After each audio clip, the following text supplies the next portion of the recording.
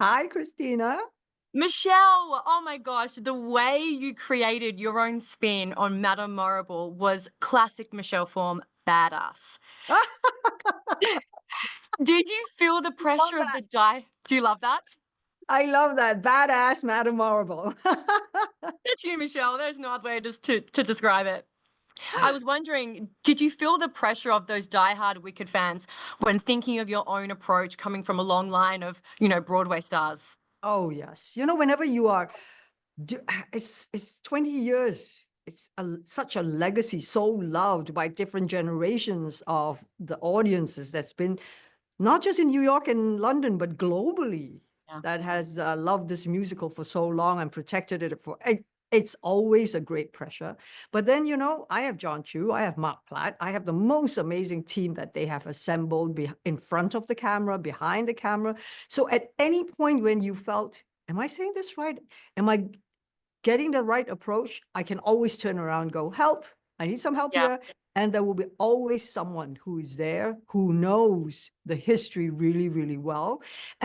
But when you are doing a cinema experience, it's a slightly different approach as well. Definitely. And I think that was very important because otherwise we do not want our audience to sit there and go like, I'm watching the stage musical, right? You want Yeah. them to have a magical, exhilarating, immersive cinematic experience. And I think that's what John Chu and his Oh, team has really you done did. so well. You did. And speaking of the people who you could call on for help, Ariana Grande and Cynthia Erivo, I mean, they initially told you it was imperative for you to take on this role.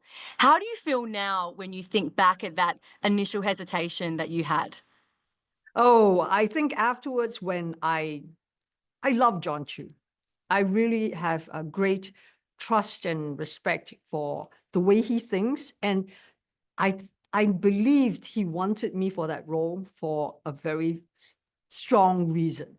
And when he and Ariana and Cynthia sent that video to say it's imperative, it was like I had no doubt. I was going on board because it sounded like such an amazing experience. At that point, I hadn't gone to see Wicked. I hadn't seen it in the theaters at all. I hadn't been to the theater for quite a few years, unfortunately.